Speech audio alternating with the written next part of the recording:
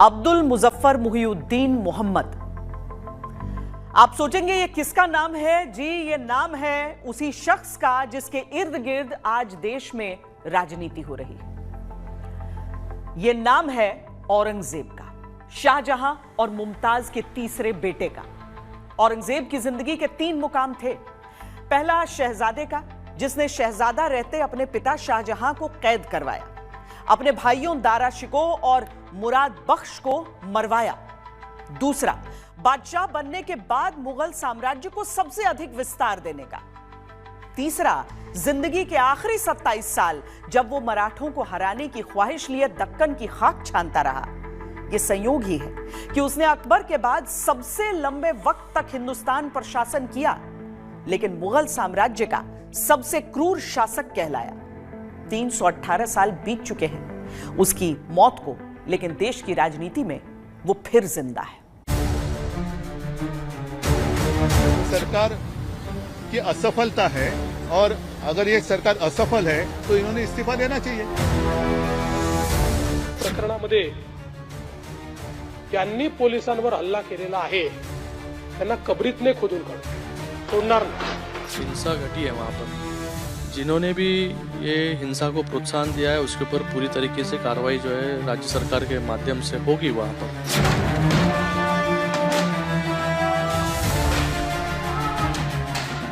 मुस्लिम पक्ष की ओर से ये पूर्व तैयारी के साथ था, तो फिर ये तो नहीं कहा जा सकता कि ये हमारे उकसाने से हुआ। औरंगजेब के साथ भारत के इतिहास के कई पन्ने जुड़े हैं। इन पन्नों में विवाद है, धार्मिक उन्माद है, विरोधाभास है, लेकिन 3 शताब्दी पहले दफन हो चुके औरंगजेब में अब भी वो ताकत है जो लोगों को आक्रोशित कर रही है, गुस्से को भड़का रही है। क्यों औरंगजेब पर अब इतनी कलह मची है? छत्रपति शिवाजी महाराज की भूमि है, संभाजी महाराज की भूमि है। ऐसे भूमि में इस मुगल सम्राट का कोई भी नामो निशान नहीं चाहिए। So I urge Maharashtra government to not indulge, let the experts take the decision.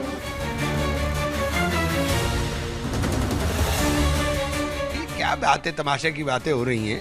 ये बिला वजह के पूरे देश के अंदर एक नफरत का माहौल खड़ा करने की जो साजिशें की जा रही हैं, देश के अंदर इन बातों को छोड़ करके, नफरत को छोड़ करके मोहब्बत की बात होनी चाहिए। औरंगजेब पर विवाद से किसे फायदा हो रहा है? ये एक नया पैटर्न है, हिंदुओं को डराने का, हिंदुओं को ऊपर अपने लोगों से हमला करवाने का, फिर हिंदुओं को भड़काने का और दंगा में इसको लाना है। तो औरंगजेब जैसे राक्षस रूपी और क्रूर व्यक्ति की हिमायत करने वाले लोग हैं, तो उन लोगों पर भी निश्चित रूप से रासुका लगानी चाहिए। अब रमजान के मौके पर, रमजान के समय इस तरीके की बयानबाजी अगर होती होगी तो महाराष्ट्र के लिए अच्छी बात नहीं है।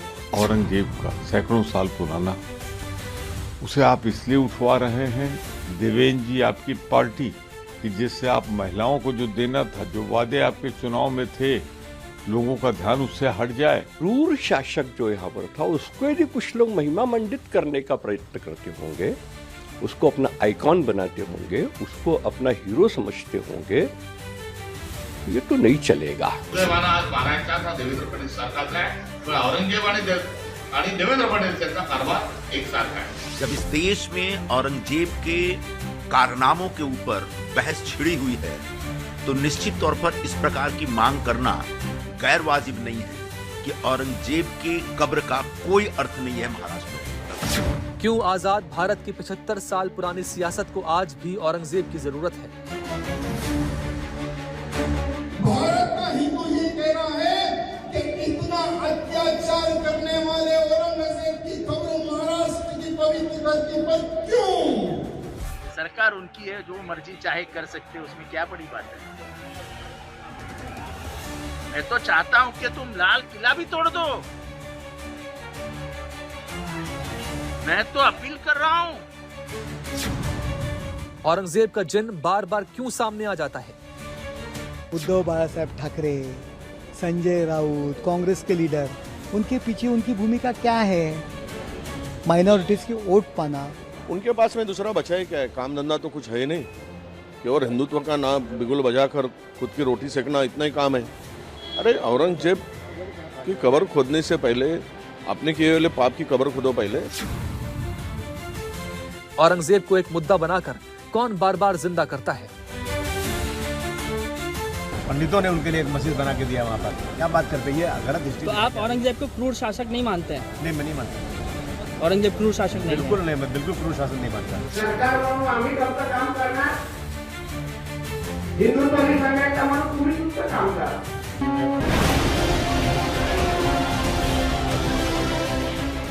क्या वाकई औरंगजेब का मुद्दा देश के लिए अब भी जरूरी है?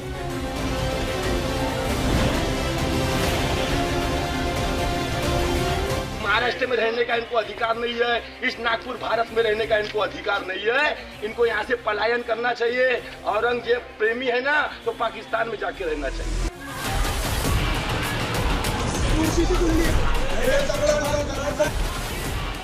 सबसे प्रासंगिक सवाल ये कि औरंगजेब इतिहास है या राजनीति का हथियार?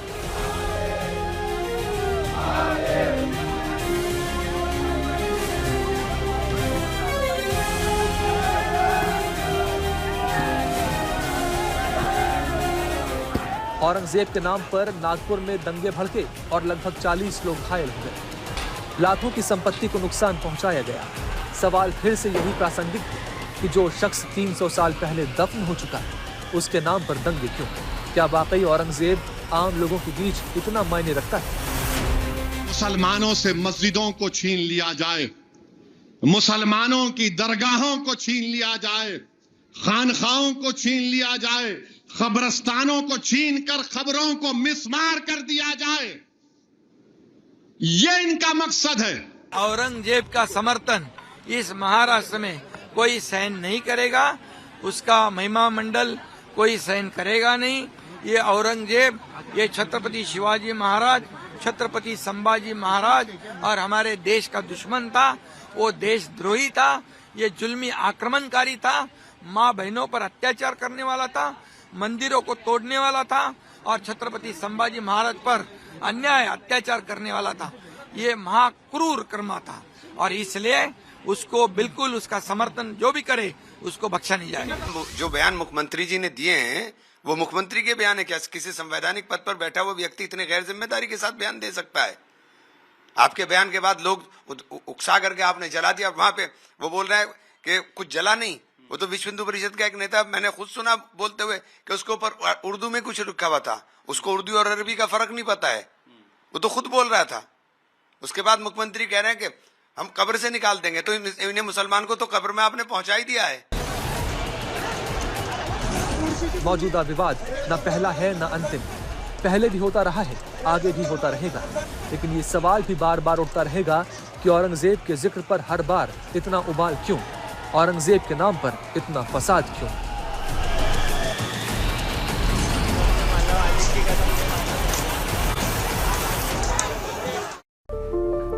औरंगजेब को आलमगीर भी कहा जाता था, जिसका मतलब होता है दुनिया को जीतने वाला।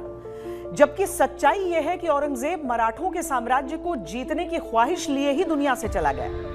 उसके जीवन के अंतिम 27 साल वो मराठों को हराने के लिए टेंटों में रहते हुए जंग लड़ता रहा, लेकिन कामयाब नहीं हो सका और अंत में टेंट में ही उसकी मौत हो गई। औरंगजेब को 27 साल तक दिल्ली भी नसीब नहीं हो सकी थी।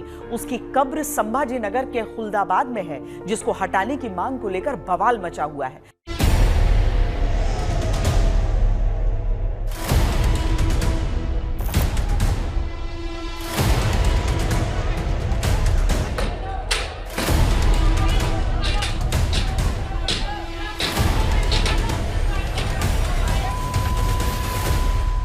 औरंगजेब के नाम पर विवाद में नागपुर झुलसा। घर, मकान, दुकान दंगाइयों के निशाने पर रहे।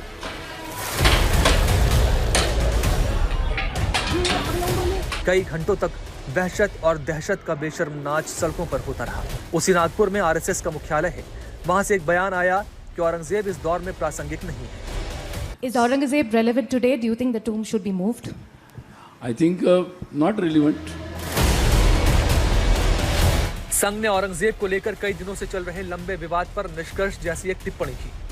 औरंगजेब को आज के समय की अहमियत से खारिज किया, लेकिन फिर यह सवाल भी उठता है कि अगर औरंगजेब जरूरी नहीं है तो फिर उसकी कब्र को लेकर देश भर में बवाल क्यों? सवाल यह है कि संघ के कहे अनुसार अगर औरंगजेब का मुद्दा आज के दौर में कोई मायने नहीं रखता तो क्या विश्व हिंदू परिषद, बजरंग दल जैसे संगठन जो औरंगजेब की कब्र को हटाने की मांग कर रहे हैं, क्या वो संघ की बात सुनेंगे?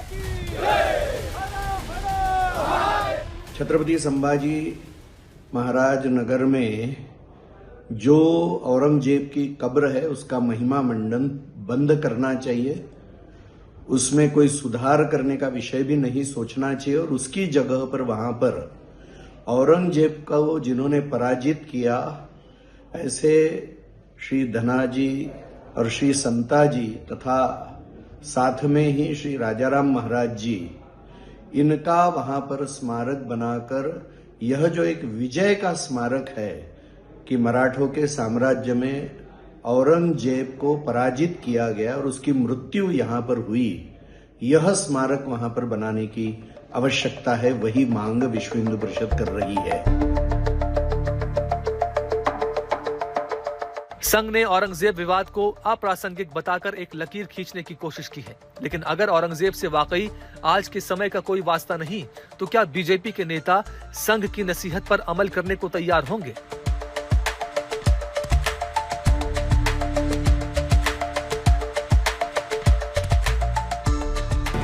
39 डेज हर दिन संभाजी महाराज का एक एक अंग काट कर ये कहा जाता था कि इस्लाम कबूल करेगा या नहीं करेगा।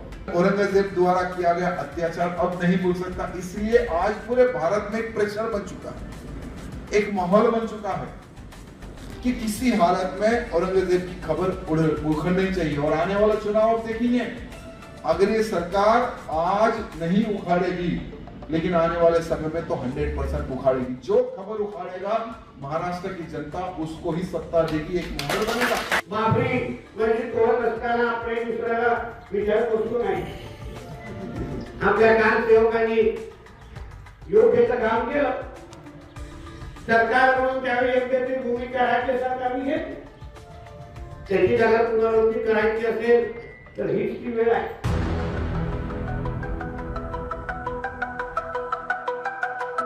क्या विपक्ष की राजनीति संघ की टिप्पणी के बाद औरंगजेब के मुद्दे पर चल रहे विवाद को शांत करने में अपनी भूमिका निभाएगी? सर, औरंगजेब वाला जो मुद्दा है उसमें आरएसएस की तरफ से कहा गया कि ये मुद्दा नहीं उठना चाहिए था। काफी अच्छी बात है क्योंकि उठा करके अब वही लोग उठाते हैं, आग भी वही लोगों ने लगाई और अब वो कहते हैं कि मुद्दा नहीं उठाना चाहिए। देखिए, ये सब चीजें प्रायोजित हैं, जानबूझकर चीजें कराई जा रही हैं, जानबूझकर पहले इसको बढ़ावा दिया गया।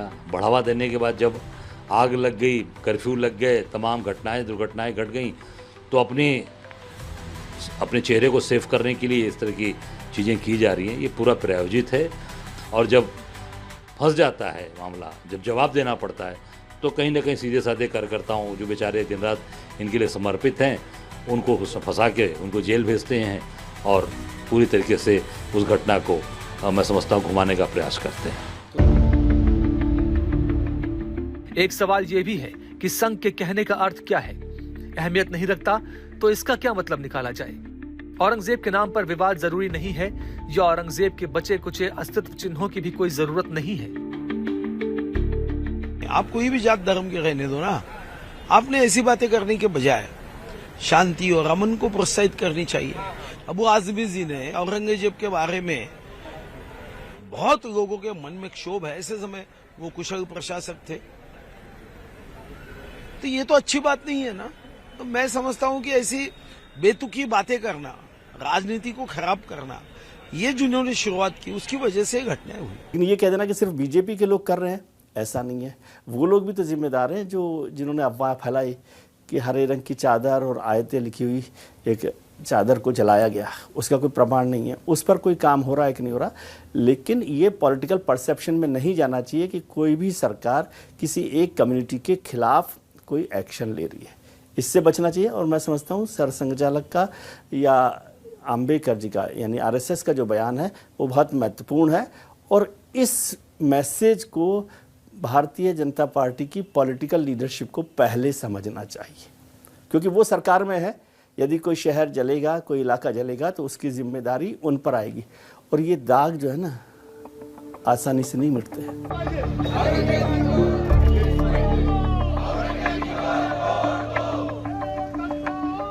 बीजेपी के नेता महाराष्ट्र को छत्रपति शिवाजी की धरती बताकर औरंगजेब को अप्रासंगिक बता रहे हैं, लेकिन देश के दूसरे हिस्सों में औरंगजेब फिर क्यों प्रासंगिक है?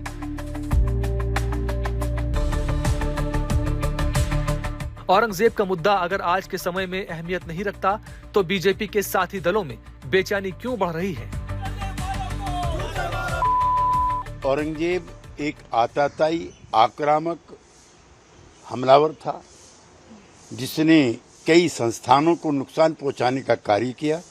उनके कार्यकाल को अच्छा कार्यकाल नहीं माना जा सकता, लेकिन हमारे भारतीयता में किसी की कब्र को या मुर्दे को छेड़छाड़ की परंपराएं नहीं रही हैं।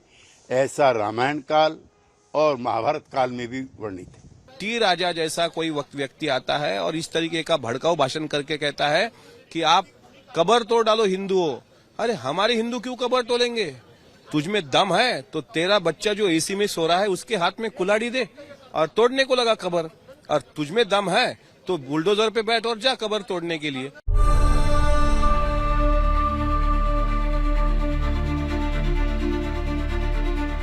औरंगजेब अगर सिर्फ इतिहास है तो उसका नाम वर्तमान को क्यों सुलगा रहा है? औरंगजेब का वजूद अगर सिर्फ सदियों पहले एक बादशाह तक ही सीमित है तो अब उसके जिक्र से देश की राजनीति क्यों धधक रही है?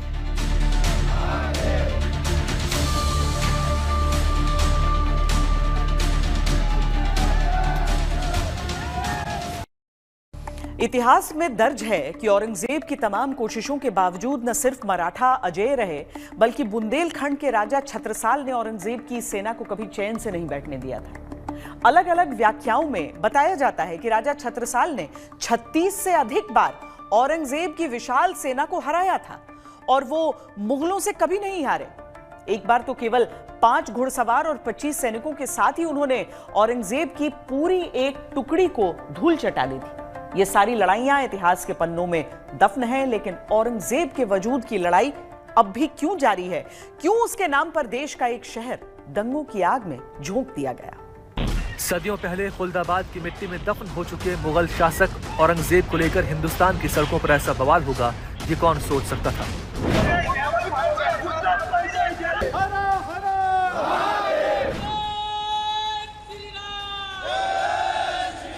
किसी भी आक्रांता को महिमा मंडन नहीं करना चाहिए। अगर ये सरकार असफल है तो इन्होंने इस्तीफा देना चाहिए।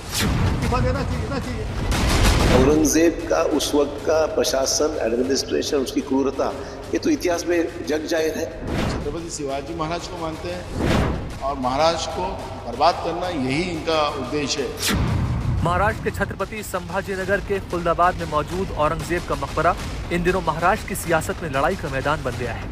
सारे विवाद के केंद्र में औरंगजेब की कब्र है।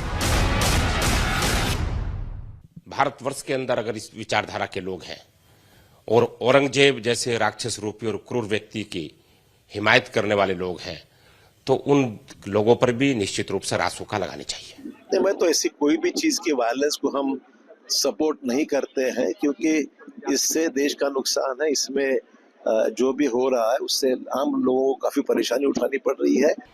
ये जो चल रहा है औरंगजेब के नाम से एक भय और डर पैदा कर रहे हैं, ये महाराष्ट्र को और देश को खत्म करने जा रहे हैं।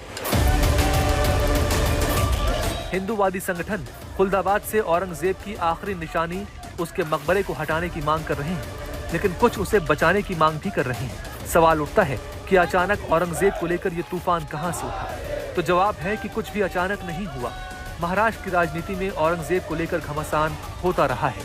इसी विवाद की वजह से 2 साल पहले ही औरंगाबाद का नाम बदलकर छत्रपति संभाजीनगर किया गया, लेकिन सियासी हलकों में ताजा विवाद के लिए छत्रपति संभाजी पर बनी फिल्म छावा को जिम्मेदार ठहराया जा रहा है।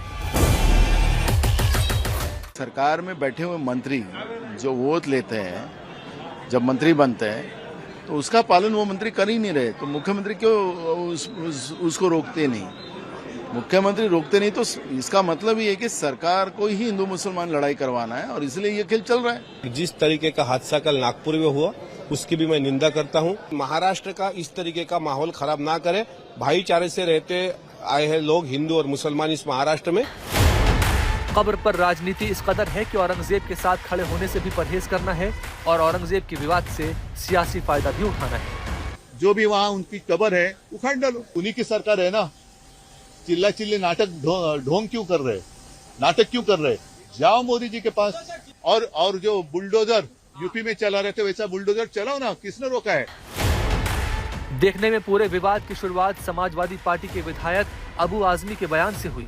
महाराष्ट्र विधानसभा के बजट सत्र से उन्हें निलंबित कर दिया गया, लेकिन निलंबन से तूफान थमा नहीं। महाराष्ट्र से उठी आग फैलती चली गई। जो लोग आग लगाते हैं वही पानी डालना चाहते हैं। उठा करके अब वही लोग उठाते हैं, आग भी वही लोगों ने लगाई और अब वो कहते हैं कि मुद्दा नहीं उठाना चाहिए। किसी भी आक्रांता को महिमा मंडन नहीं करना चाहिए। आक्रांता का महिमा मंडन का मतलब देशद्रोह की नींव को पुख्ता करना और स्वतंत्र भारत ऐसे किसी देशद्रोही को स्वीकार नहीं कर सकता है।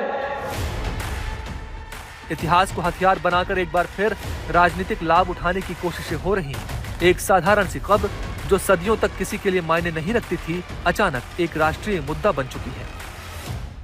औरंगजेब कुल 88 साल की उम्र तक जिंदा रहा। उसने अपने कई बच्चों की मौतें देखी। अंतिम समय में वो बहुत कमजोर और बीमार था। उसे एहसास हो चुका था कि मुगल शासन का अंत नजदीक है, जिसके बीज खुद उसने ही बोए थे। कहा जाता है कि मरते वक्त उसके आखिरी शब्द थे, आजमा फसाद बक, यानी मेरे बाद बस फसाद ही फसाद है। मैं इस दुनिया में अजनबी आया, अजनबी ही जा रहा हूं। औरंगजेब ने अपने अंतिम शब्दों में फसाद की बात अपने साम्राज्य को लेकर बेटों के बीच लड़ाई के लिए कहा था, लेकिन आज के दौर में भी उसके नाम पर फसाद जारी है। देश की सियासत बार बार उसके जिक्र के साथ सुलग उठती है। नागपुर हिंसा को लेकर अब बड़े बड़े खुलासे हो रहे हैं। 17 मार्च की शाम नागपुर के महल इलाके में क्या हुआ? अब एक एक साजिश से पर्दा उठ रहा है। कैसे दंगाइयों ने पुलिस को भी नहीं बख्शा। दंगाइयों की भीड़ ने कुछ महिला पुलिसकर्मियों के कपड़े फाड़ने की कोशिश की और पुलिसकर्मियों पर पत्थर और पेट्रोल बम फेंके। दर्जनों वाहनों में आग लगा दी। अब नागपुर पुलिस दंगाइयों पर तगड़ा एक्शन ले रही है, लेकिन सवाल है नागपुर ही क्यों? नागपुर में ही हिंसा क्यों भड़की, जबकि औरंगजेब की कब्र से नागपुर 500 किलोमीटर दूर है? क्या ये सिर्फ एक संयोग है या फिर कोई प्रयोग?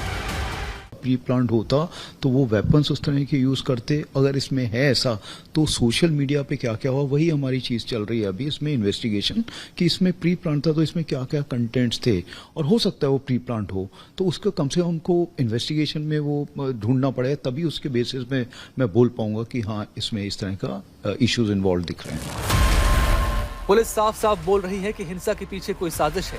पुलिस ऐसा इसलिए बोल रही है क्योंकि पुलिस को कई भड़काऊ मैसेज मिल रहे हैं। ये अफवाह फैलाई गई है कि मुसलमानों के धार्मिक चिन्ह को आग लगाई गई है, औरंगजेब की कब्र तोड़ दी गई है। प्रदर्शन करना किसी के खिलाफ आपका संवैधानिक अधिकार है, लेकिन मुसलमानों की कलमे की चादर को जलाना ये कहाँ की बात हुई? वहाँ पर जो है कलमे की चादर को जलाई गई, जिसमें हमारे कुछ बंदों ने जाके विरोध किया और उसके बाद में प्रकरण सामने आया और पुलिस वालों ने लाठीचार्ज सिर्फ एक पक्ष के ऊपर किया, जबकि वो शांतिपूर्वक ढंग से वहाँ बैठकर सिर्फ ये डिमांड रख रहे थे कि जिन्होंने कलमे की चादर जलाई उनको अरेस्ट करो और उनको लेकर आओ। सवाल ये है कि क्या जानबूझकर ऐसी बातें फैलाई गई? अब पुलिस इस बात की जांच कर रही है कि दंगों की पटकथा कौन लिख रहा था। आजकल देखिए सभी चीज जो मैसेज है वो सोशल मीडिया पे दिया जाता है, उसी पे स्प्रेड किया जाता है। उसी प्रकार से इसमें भी जो 27 नंबर की FIR है, पहले जो वीडियो बनाया गया प्रोटेस्ट का उसको डॉक्टर किया गया और वो सोशल मीडिया के माध्यम से ये स्प्रेड किया गया।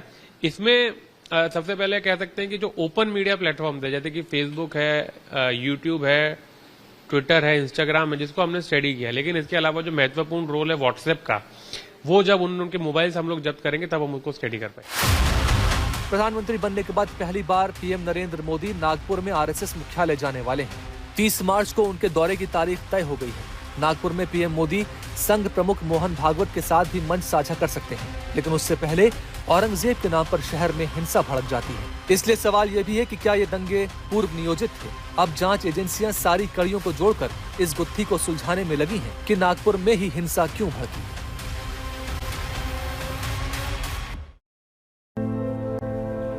बहुत से लोग औरंगजेब को पीर फकीर का दर्जा देते हैं।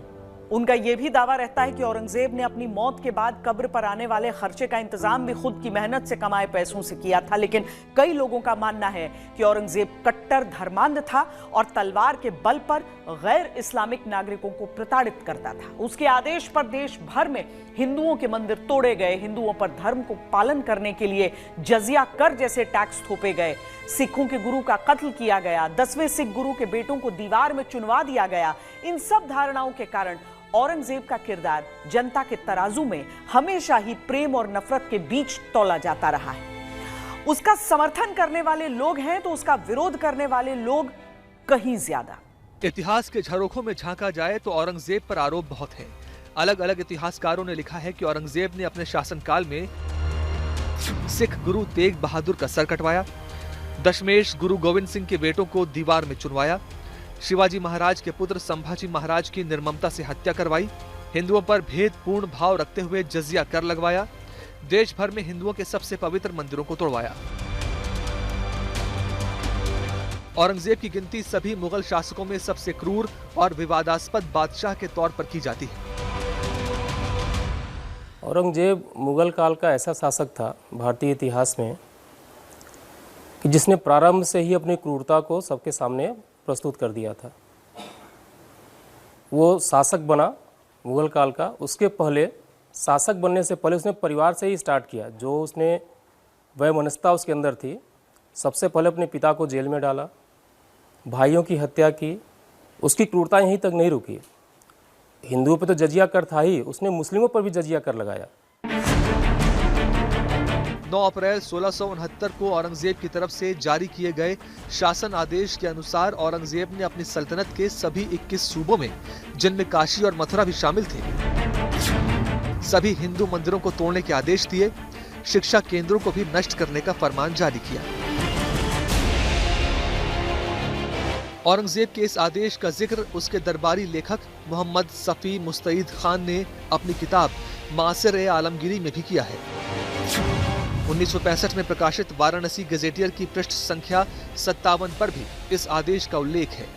इतिहासकारों का मानना है कि इस आदेश के बाद गुजरात का सोमनाथ मंदिर, काशी विश्वनाथ मंदिर, मथुरा का केशव देव मंदिर, अहमदाबाद का चिंतामणि मंदिर, बीजापुर का मंदिर, वडनगर का हथेश्वर मंदिर, उदयपुर में झीलों के किनारे बने 3 मंदिर, उज्जैन के आसपास के मंदिर, चित्तौड़ के 63 मंदिर, सवाई माधोपुर में मलारना मंदिर, मथुरा में राजा मानसिंह द्वारा 1590 में निर्माण कराए गए गोविंद देव मंदिर समेत देश भर में सैकड़ों छोटे बड़े मंदिर ध्वस्त करा दिए।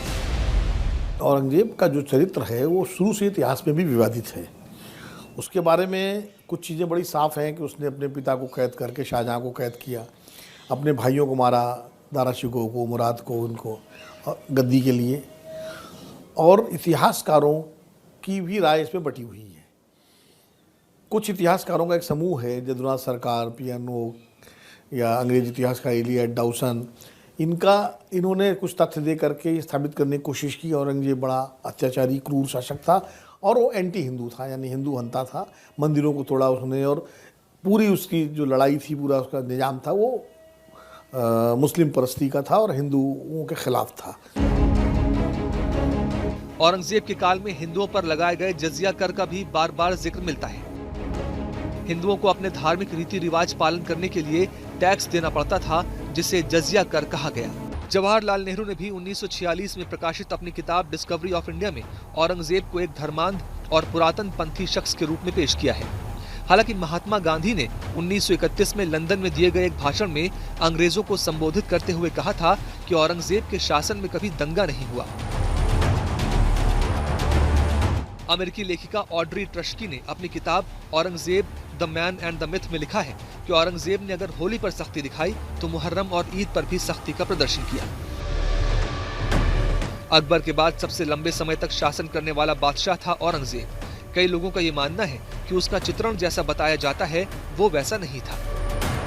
औरंगजेब ने मस्जिद भी तोड़ी थी, ये बात सच है। लोग ऐसा करते थे, राजा लोग क्या बड़े राजा छोटे राजा को नहीं मारते थे, नहीं करते थे, उनके औरतें नहीं छीन लेते थे, संपत्ति नहीं हड़प लेते थे। केवल ये टारगेट करना गलत बात है। और औरंगजेब हमारी नज़र में धर्मनिरपेक्ष आदमी है। वो आदमी ने इस देश के ऊपर, अखंड भारत के ऊपर 52 साल राज किया। अगर वो जातिवाद अगर होता तो 52 साल कोई बादशाह राज इस देश में नहीं कर सकता। औरंगजेब का इतिहास मजहबी कट्टरता के आरोपों से घिरा है। यही वजह है कि उसका जिक्र हमेशा विवादों की लंबी श्रृंखला लेकर आता है। इस्लाम में कब्र को लेकर कहा गया है कि कब्र खुली और कच्ची होनी चाहिए। वो ऐसी होनी चाहिए जो मिट्टी से ढकी रहे और उसके ऊपर कोई गुंबद या छत न हो। औरंगजेब ने अपने अंतिम वसीयत में ऐसी ही कब्र बनाने का आदेश दिया था। जिस दौर में मुगलिया सल्तनत के शाही लोगों के ताजमहल और हुमायूं टूम जैसे बड़े बड़े मकबरे बनाए जाते थे, उस दौर में औरंगजेब ने सादा कब्र का आदेश दिया था। आज भी औरंगजेब की कब्र खुली है, उसके ऊपर एक हरा पौधा है।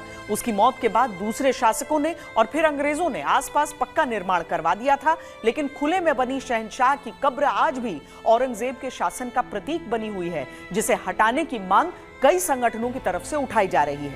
लेकिन क्या यह संभव है?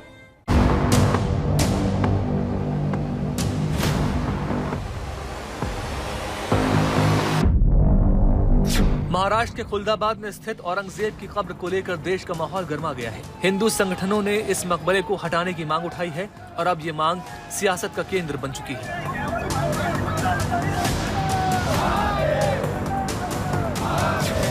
मुख्यमंत्री देवेंद्र फडणवीस पहले ही औरंगजेब की कब्र हटाने के समर्थन में बयान दे चुके हैं।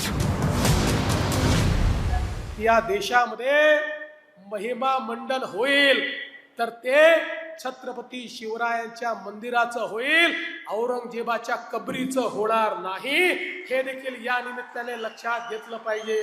तर या महाराष्ट्रामध्ये औरंगजेबाच्या कबरीचं महिमा मंडन होऊ देणार नाही, त्याचं उदात्तीकरण होऊ देणार नाही। त्याचं उदात्तीकरण करण्याचा कोणी प्रयत्न केला तर तो प्रयत्न त्याच ठिकाणी चिरडून टाकण्याचं काम या आम्ही केल्याशिवाय राहणार नाही।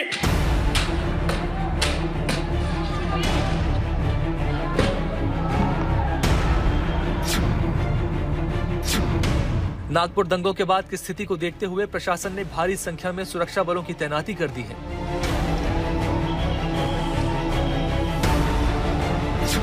वहीं एएसआई ने कब्र को पूरी तरह से कवर कर दिया है, लेकिन सवाल यह है कि क्या सरकार औरंगजेब की कब्र को हटा सकती है? औरंगजेब का मकबरा महाराष्ट्र के औरंगाबाद शहर से 25 किलोमीटर दूर स्थित खुलदाबाद शहर में है। लेकिन सवाल यह है कि दिल्ली पर हुकूमत करने वाले औरंगजेब को खुलदाबाद में क्यों दफनाया गया? दरअसल खुलदाबाद में ही औरंगजेब के पीर सैयद जैनुद्दीन की मजार है। औरंगजेब ने मरने से पहले वसीयत की थी कि उसे सूफी संत सैयद जैनुद्दीन के पास ही दफनाया जाए, इसीलिए खुलदाबाद में औरंगजेब की कब्र मौजूद है। औरंगजेब की ये कब्र आर्कियोलॉजिकल सर्वे ऑफ इंडिया द्वारा संरक्षित स्मारक है। दस्तावेज बताते हैं कि 11 दिसंबर 1951 को इसे गैजेट नोटिफिकेशन के तहत संरक्षित किया गया था। 1958 में संशोधन के बाद इसे राष्ट्रीय महत्व के स्मारकों की सूची में शामिल किया गया। Ancient monuments and archaeological sites and remains act यानी AMASR एक्ट के सेक्शन 19 के मुताबिक किसी भी संरक्षित स्मारक को बिना अनुमति हटाना गैर कानूनी है। इसका उल्लंघन करने पर कड़ी सजा का प्रावधान है, यानी महाराष्ट्र सरकार एएसआई की सूची से इसे हटाए बिना इस मकबरे को हटा नहीं सकती। औरंगजेब की कब्र हटाने के लिए राज्य सरकार को संस्कृति मंत्रालय से अनुरोध करना होगा। अगर मंत्रालय इसे संरक्षित स्मारकों की सूची से हटा देता है तो फिर इसे हटाया जा सकता है। सरकार की जो विल पावर है वो महत्वपूर्ण होती है, ये सरकार को तय करना है। उसमें टेक्निकल मामला बहुत नहीं है। एएसआई का मसला है, जैसे महाराष्ट्र के मुख्यमंत्री देवेंद्र फडणवीस साहब ने कहा कि वो एएसआई में लिस्टेड है, तो ये तो सरकार के पास है, वो उसको डीलिस्ट भी कर सकते हैं। ऐसा बहुत बार मौका आया है जिसमें जो संरक्षित स्मारक होते हैं उसको डीलिस्ट किया जा सकता है। अब सरकार को देखना है या उन नुमाइंदों को देखना है कि क्या उसको डीलिस्ट करना उनके लिए फ़ायदेमंद है, क्या उस कब्र को हटाना उनके लिए फ़ायदेमंद है, किसकी राजनीति में वो प्रासंगिक हो सकते हैं, किसको फ़ायदा दे सकते हैं, वही तय करेगा कि वहाँ औरंगजेब की कब्र रहे या ना रहे। लेकिन मामला यहीं खत्म नहीं होता। 1973 से यह मकबरा महाराष्ट्र वक्फ बोर्ड की संपत्ति भी घोषित है, यानी ASI की सूची से हटने के बाद भी इसे वक्फ संपत्ति से हटाने के लिए सरकार को अलग कानूनी लड़ाई लड़नी होगी। सियासी गलियारों में गर्माहट तेज है, लेकिन कानून अपनी जगह खड़ा है। अब देखना होगा कि सरकार इस पर क्या कदम उठाती है और क्या महाराष्ट्र में इस विवाद का कोई ठोस समाधान निकल पाएगा या नहीं।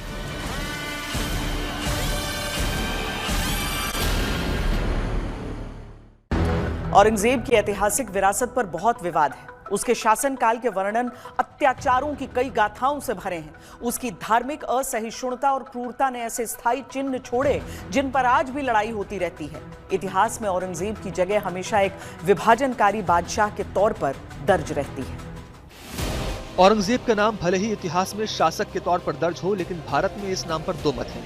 एक वो जो उसे हीरो मानता है, वहीं दूसरा वो जो धार्मिक क्रूरता की वजह से उसे शत्रु भाव से देखता है। तकरार इन्हीं दोनों मतों का है। औरंगजेब का नाम राजनीति और समाज में विवाद का प्रतीक बन चुका है। जो भी समाज कंटक जिन्होंने पुलिस पर हमला किया है, आम जनता के ऊपर हमला किया है, माँ बहनों पर अत्याचार किया है, पेट्रोल बम फेंके हैं, पत्थर फेंके हैं, हथियार से हमला किया है, उनको बिल्कुल महाराष्ट्र में बिल्कुल माफ नहीं किया जाएगा। जो भी औरंगजेब की कब्र को ध्वस्त करेगा, चाहे उसमें कोई ट्रस्ट हो, व्यक्ति हो, सरकार हो, उसको मैं अपने गांव सिखेड़ा जनपद लक्ष्मीनगर मुजफ्फरनगर में 5 बीघा जमीन दूंगा, ताकि हमारे महापुरुषों की संभाजी महाराज, महाराणा प्रताप या जो भी हमारे अन्य और जो भगवा रक्षक ध्वज को जिन्होंने लेकर के अलग जगह है, उनका म्यूजियम बने। उसी कड़ी में 11 लाख रुपए और दान भी दूंगा। जब औरंगजेब चला गया, उसका शासक चला गया, उसका नामो निशान मिट गया, तो उसकी कब्र पर मेला क्यों लगना? जिन सब लोगों ने हिंदुस्तान में इस प्रकार के कृत्य किए हैं, कुकृत्य किए हैं, ऐसे सब लोगों को महिमा मंडित क्यों करना? औरंगजेब को लेकर विवाद आज का नहीं है। पिछले कुछ सालों में कई घटनाओं ने इस नाम को सुर्खियों में रखा। 4 जून 2023 को महाराष्ट्र के अहमदनगर में जुलूस के दौरान औरंगजेब के पोस्टर लहराने पर 4 लोग गिरफ्तार किए गए। 12 मई 2022 को AIMIM नेता अकबर उद्दीन ओवैसी ने औरंगजेब के मकबरे पर जाकर जियारत की, जिस पर तब की शिवसेना ने नाराजगी जताई। मई 2022 में दिल्ली में बीजेपी ने औरंगजेब लेन का नाम बदलकर डॉक्टर APJ अब्दुल कलाम के नाम पर रखने की मांग उठाई। सितंबर 2015 में दिल्ली के ओखला के कांग्रेस के पूर्व विधायक आसिफ मोहम्मद खान ने पुश्ता रोड का नाम बदलकर औरंगजेब रोड कर दिया। 2015 में महाराष्ट्र में शिवसेना सांसद ने एक अधिकारी को औरंगजेब की औलाद कहा, जिसको लेकर उस वक्त काफी बवाल हुआ था। राजनीति और चुनावों में औरंगजेब फैक्टर काम करता रहा है, चाहे चुनाव देश के हों या महाराष्ट्र के। औरंगजेब का नाम दोनों ही विचारधारा के लोगों द्वारा लगातार लिया जाता रहा है। शिवसेना UBT के नेता भले ही आज औरंगजेब की कब्र को शौर्य का प्रतीक बता रहे हों, लेकिन पिछले साल तक वो PM मोदी की तुलना औरंगजेब से ही कर रहे थे। 27 वर्ष तो औरंगजेब महाराष्ट्र जिंकण्यासाठी लढत होता आणि शेवटी त्या औरंगजेबाला आम्ही या महाराष्ट्रात गाडून त्याची कबर खणलेली आहे। तेव्हा नरेंद्र मोदी तू कौन है? जिन्हें संभाजी महाराज के नाम पर आपत्ति है, जिन्हें उनके हत्यारे में अपना मसीहा दिखता है, ये लोग महाराष्ट्र और मराठी स्वाभिमान के खिलाफ खड़े हैं कि नहीं खड़े हैं? पिछले विधानसभा चुनाव में महाराष्ट्र के वर्सोवा में प्रचार के दौरान 10 नवंबर को असदुद्दीन ओवैसी ने डिप्टी CM देवेंद्र फडणवीस पर मुसलमानों को डराने धमकाने का आरोप लगाया था।